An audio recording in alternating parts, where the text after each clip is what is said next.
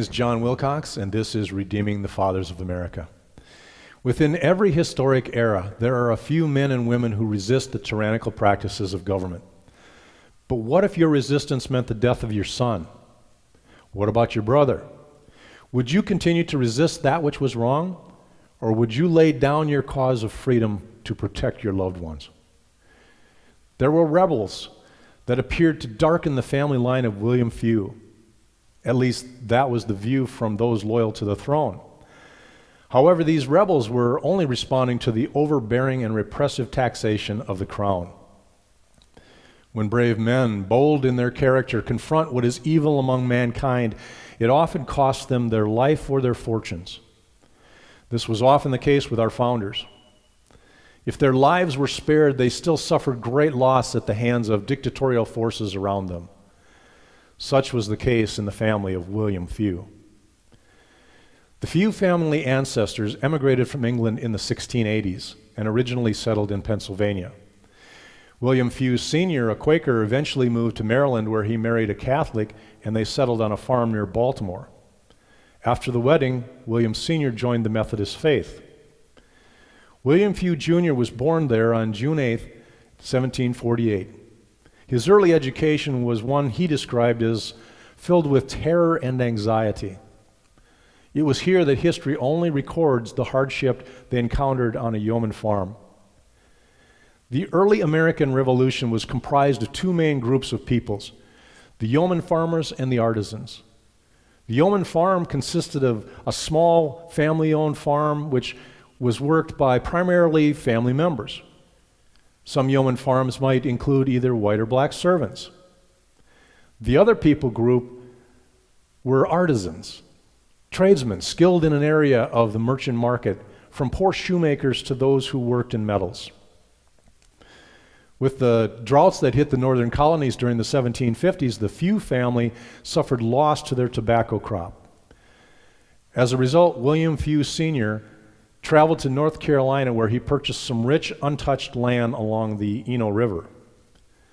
Young William was about 10 years of age at this time.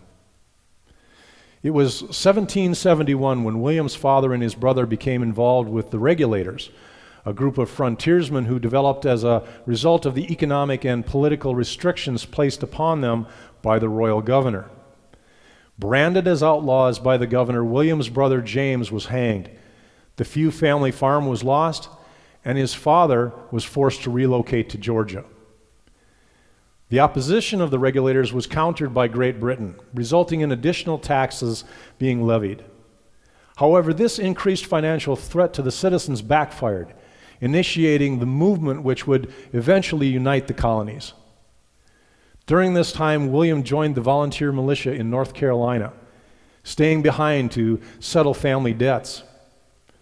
When offered a commission as captain, William refused so he could join his family in Georgia. Once in Georgia, William acquired a more suitable education, and soon his love for reading compelled him to study law. The organization and leadership skills learned from his father encouraged him to open a law office as well as taking part in the Richmond County Regiment. When the War for Independence broke out, William aligned himself with the Whig cause. In spite of being mostly self-educated, he soon proved his value as a leader and won a lieutenant colonelcy in the Dragoons, a horse-mounted militia.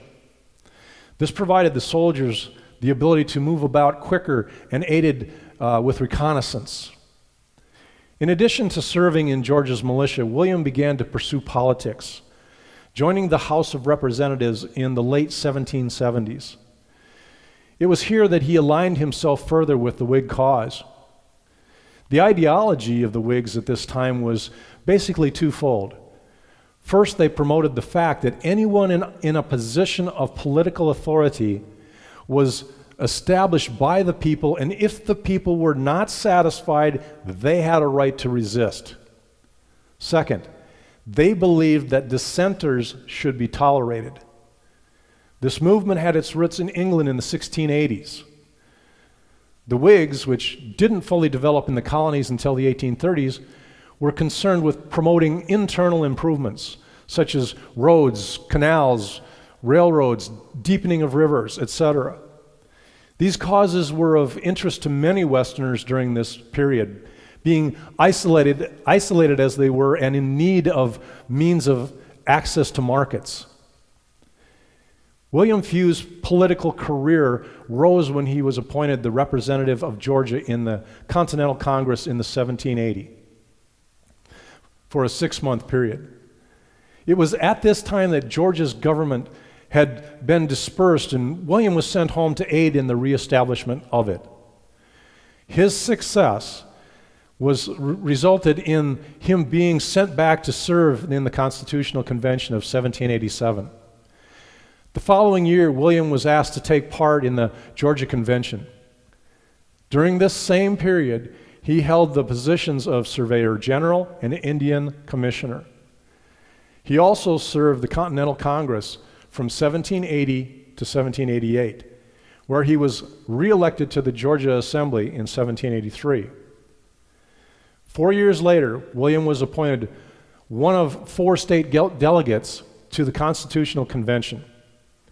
Even though he missed large segments of the proceedings because of state congressional service and never making a speech, he contributed to nationalistic votes at critical times.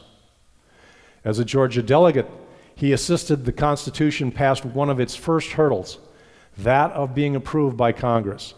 And it was at this convention that William Few signed the Constitution. As a reward for William's faithful service to the colony, he became one of Georgia's first state senators, and he served from 1789 to 1793.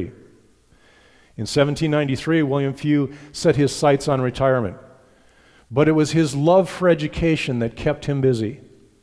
In 1785, with the support of others, they established the University of Georgia in Athens. With his reputation being enhanced by these efforts, he was appointed as a circuit court judge in 1796. William Few continued to serve Georgia until 1799, when he and his wife moved to Manhattan. There he made his life through the practice of law and banking, along with his concurrent career in public service. He soon became a federal commissioner of loans. After moving to New York, William Few continued to serve another 4 years in the New York State Legislature, from 1802 to 1805, and then as an inspector of prisons from 1802 to 1810, alderman from 1813 to 1814, and U.S. Commissioner of Loans in 1804. Due to his success as a businessman, he served from 1804 to 1814 on the directorship of the Manhattan Bank and later the presidency of Citibank. William Few does not chronicle his life past that point, even though his career in public service came to an end. This man gained the admiration and respect of many who knew him. As to his character and religion, he was known as a devout Methodist who also donated generously to philanthropic causes. He later died in New York in 1828 and was buried in Augusta, Georgia. At his passing, he was survived by his wife, Catherine Nicholson, and 3 daughters. The following quote by Reverend Charles A. Goodrich, dated 1856, pertains to William Few. He retired from public life after the organization of the national government. He was one of those men, few and far between, who affect more by solid weight of character than many can by eloquent speech and restless action. Thank you for watching Redeeming the Fathers of America.